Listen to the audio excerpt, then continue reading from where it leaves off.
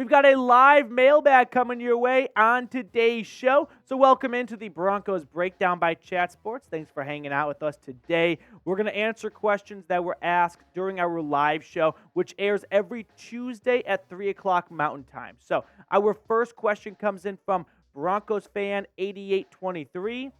If Russ returns to form, can the Broncos win the division? Yeah. If Russell Wilson puts together a 2020 season this year, 40 touchdowns, 10 interceptions, those are numbers that any team can win the division with. So, yes, if Russell Wilson gets back to his Pro Bowl form, his top 10 quarterback status, if the defense plays like it did last year, and you have a top 5 head coach in Sean Payton, I know it sounds crazy to say out loud because a certain team in Kansas City is in this division, but yes, if you get 2020, 2019 Russell Wilson, this team absolutely can win the AFC West. Keanu, that's a tough name. We're going to stick with Keanu. What undrafted free agent Broncos player do you think would help the Broncos succeed? What about the running back, Jaleel McLaughlin, out of Youngstown State? NCAA record for rushing yards across all NCAA divisions. Talk about helping the Broncos succeed. If Javonte Williams needs a week or two at the start of the year to sit out and get back to 100%, Samaje Perine is not a bell cow back. So if you can get McLaughlin and Samaje Perine holding down the fort until Javonte Williams is 100%, that would be a really big one. Another one, PJ Mustipher. That's Sam Mustipher's brother. He's a defensive tackle, UDFA out of Penn State.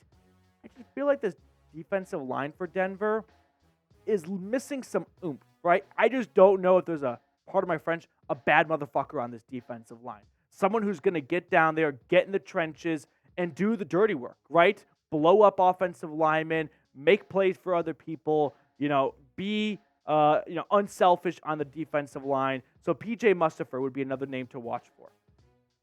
Combat Wombat, what's going on? Should we do more of a multiple/hybrid front with the additions on defense? 4-3, 3-4 to get the BRS. I don't know what BRS is, Combat Wombat. But I did find it interesting that when they signed Frank Clark, they said he's going to be an outside linebacker. And it's like, okay, you're kind of like, if everyone's healthy and if everyone's playing at their full potential, Frank Clark, Randy Gregory, and Baron Browning, you want them all on the field at the same time. Right? That would be ideal. And so if that's the case, maybe Combat Wombat, you're onto something of Frank Clark gets kicked down to 5 technique or, outside defensive end, and that's where he goes. So you kind of redo your front 5 a little bit. But if everyone's going 100%, yeah, I could see there being some different fronts up front like you're talking about with hybrid fronts. Russ and Bus, what's going on? Which player has the most to prove in Broncos training camp? It's a good question. Most to prove? Let's go with Lloyd Cushenberry. He has a starting job to hold on to. That's a lot to prove, right? And you could make an argument for defensive tackle because after Zach Allen and DJ Jones on the defensive line, I don't know who's starting. Is it Jonathan Harris? Is it Matt Henningsen? But I'm going to stick and stay on track with Lloyd Cushenberry because I think Cushenberry is in a very peculiar spot where last year he was more or less a healthy scratch for a good stretch of the season. And then Sean Payton comes in and is singing praises about him. But they also signed a center in Kyle Fuller, and they drafted a center in Alex Forsythe. So Cushenberry needs to fend off 2 guys trying to take his job. But who do you think needs to have a strong camp? I'm going to go with Lloyd Cushenberry. I think he needs to show that he can still be a starting center on this team. But let me know who your thoughts are in the comment section. We got Rakeem Brown, and then we got a super chat we'll throw on screen next. But will Frank Clark give us 8 sacks? Could we have a top 7 defensive line? Yes. First question is, Frank Clark can give you 8 sacks. He put up 5 sacks last year with Kansas City, but I think he can be an 8-sack type of player, right? As for will this team have a top 7 defensive line, like I was alluding to earlier, let's say everyone hits. Let's say Zach Allen follows Vance Joseph to Denver, and he had 5.5 sacks last year for the Cardinals, and he explodes for 9 sacks, okay? Let's not, 10 sacks. He doubles his production. And you get 8 sacks from Frank Clark, and Randy Gregory lives up to his contract, and Randy Gregory chips in for 9 to 10 sacks. And if Baron Browning chimes in for 5 sacks, and I think that's pretty much all the big pass rushers right there. Top 7 is an interesting way to measure defensive lines, but I think if all those guys in a perfect world have, the best season of their lives, and it's not asking too much, not crazy outside expectations, yeah, I think this team could have a top 10 defensive line, but you need a lot to go right for that to happen. Ramon Rivera, we'll get that super chat on later on in the show. What's your confidence in Randy Gregory to stay healthy and have a 5-sack season? By stay healthy, do you mean like play all 17 games? Because if we're asking for all 17 games, that would be a first of his NFL career. I'm not very confident. But if we're saying, hey, can he play 15-plus games, like maybe misses a game or two? I don't know. 15-plus games, probably like 70% confidence rate. That seems even high for me. I've been a bit of a doubter for Randy Gregory the last couple of weeks and months and whatnot, but I just have so much reason to back that up. Can he have a 5-sack season? I sure hope so. Otherwise, he is 2 years and done in Denver. If he follows up this year with what he did last year, yeah, he's not going to stick around for that much longer. Garrett Ringy, what's going on, dude? If we traded Jewell, could we get like a 3rd-round pick or 4th? You could get, I think, a 5th for Josey Jewell. Malik Reed was traded for a 6th and a 7th-round pick swap. Josey Jewell was much better than Malik Reed, so I think you could get a 5th for him. A 3rd for an off-ball linebacker on the last year of his contract, not happening.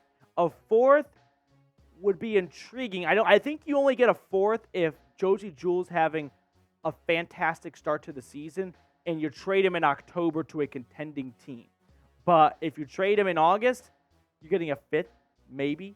Off-ball linebackers are just not that coveted anymore, so that's kind of my best stab at a Josey Jewell trade compensation. Make sure to subscribe, by the way, if you have not already. We're going to get you guys all sorts of Broncos content all year long, from news, rumors, mailbags like this. So if you're looking for a one-stop shop when it comes to the Denver Broncos, this is the channel for you. Make sure you hit that sub button down below and lock yourself in for the best Broncos content. Rakeem Brown, what's going on? Can J.L. Skinner play in the box while having Simmons and Jackson on the field? J.L. Skinner knows how to lay the wood. He is a hard-hitting safety. Now, he did suffer an injury during the combine, and he likely will start training camp on the PUP list, but I wouldn't be shocked if J.L. Skinner does dip into the box a little bit. I don't know if they're going to come out with a whole bunch of 3 safety sets to get that done, but yeah, I think J.L. Skinner could be someone that dips down below towards the line of scrimmage, and he's just there to be a football player, right? To just tackle and blow up plays and whatnot. Jace Bear, what's going on, dude? Where do you feel like the offense and defensive overall ranks will land this year? Offensive, okay, let's just go points per game and points allowed to figure out our rankings here. Offensive points per game, last year they were 31st, I think 30th, somewhere in that range. I think they'll go up to I think this team is going to be like 16th-ish on both sides. I think the defense will take a bit of a step back because, one, it's very difficult to have consistent defensive play year in and year out. 2, you lost your defensive coordinator in Evero and Bradley Chubb midway through the year. They had some great pieces still. Pat Surtain, Justin Simmons, but I don't think they'll be quite as good as they were last year, and I'm hopeful the offense will be much better than last year. So maybe the offense goes like in that 16 to 18-ish range, and the defense goes from that 9 to 12 range. I think that's where this team could end up at the end of the year. Judy's Burner, what's going on, dude? Marvin Mims finishing as this team's number 2 wide receiver. Maybe, right? I think the only way that happens is if we get a true, not even a breakout season, but an explosion from Marvin Mims that no one saw coming, which does happen from time to time in the NFL. Like, Wasn't it scary Terry McLaurin? No one really saw him, and third-round draft pick by Washington, and he exploded onto the scene his first year. But I just think you're going to have to either have Courtland Sutton or Tim Patrick not be on this roster or not be healthy, right? There's just so many mouths to feed ahead of Marvin Mims. I don't think he's going to get enough targets, right? I think his role his first year is going to be run straight and run fast, right? Extend the field for us. And it's hard to lead a team or be second in receiving when you're a boomer bust type player. At least that's what you're, being asked to do your first season. So for that reason, I'm going to err on the side of no. But if Sutton or Patrick finds themselves not on the field on Sunday, Marvin Mims definitely could take the opportunity and run with it. But who do you think will end up leading the team in receiving? Let me know in the comment section below. File down there and give me the name you think will be that number one receiver. I'm going to go with Jerry Jeudy. Let me know who you think it'll be in the comment section. Broncos fan 8823, and then we'll get that super chat. You can just manually build it. Okay. If Javonte Williams doesn't work out and Derrick Henry becomes available for a trade, do you think the Broncos should go for Henry? No. Why? Because Derrick Henry has 1 year left on his contract. Is Denver one running back away from winning the Super Bowl this year? No. Like the Buffalo Bills, I could see making some sense there because they could really talk themselves into this is the missing piece on our defense, right? But Denver, no. I do not want to see them give up assets for Derrick Henry, who will be phenomenal for them, but Derrick Henry has been phenomenal for the Titans for a long time, and that has not brought them the Super Bowl. So for that reason, I'm out on trading for Derrick Henry because this 2023 Broncos team is not a Derrick Henry away from doing much. I just don't believe it. So I know that's kind of rain talk because, I'm the one up here saying I don't think they're a Derrick Henry away from going very far, but that's just the way I feel. I think they are further away than just one elite running back because there are a lot of elite running backs on teams, but that's not always the, blueprint for success. But I will add when it comes to the running back conversation, because it looks like the running backs are about to form their own union. I think this is just like my TED Talk now. I think it's kind of a lazy take in sports to go, you don't pay a running back. Okay, are you basing that off of because the Patrick Mahomes-led Kansas City Chiefs had Isaiah Pacheco, a 7th-round pick, lead them in rushing to win a Super Bowl? Cool. So everyone needs Patrick Mahomes then, because that's how the Chiefs won, right? So if you don't have a superstar quarterback, you need superstar players elsewhere. So if you want to make up for it in a run game, by all means, go knock yourself out. I don't think that's a bad approach if you don't have a Patrick Mahomes. Not everyone has a Patrick Mahomes or a Joe Burrow or a Josh Allen. So the rest of the teams, they got to put together a different formula and blueprint for winning, right? A different path. And that might be through a superstar running back. Just because the Chiefs and Tom Brady won Super Bowls with cheap running backs doesn't mean that'll work for everyone else because they have Patrick Mahomes and Tom Brady. So I think the idea of don't pay a running back.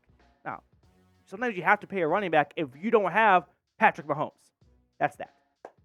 Super chat coming in from Moses. If not a quarterback, should we trade up for a edge rusher? If not a quarterback, I'm assuming we're talking about the NFL draft here. So if I'm going to go under that pretense, if we are talking about the draft, I mean, that's a long ways away, but I'm blanking on his name, but the fella from Ohio State, he would be a very fun pick for Denver if they don't end up going quarterback, which no matter how this year plays out, Russell Wilson, I think, will be on this roster in 2024. His dead cap hit would be an NFL record if they moved on from him after this year. So maybe you draft a quarterback this year to have him sit behind Russell Wilson for a year, but edge rusher definitely feels like a big area of need going into next offseason already. Some summer hot takes right now to get you guys on your way. We've been doing this all summer long, getting everyone ready until week 1.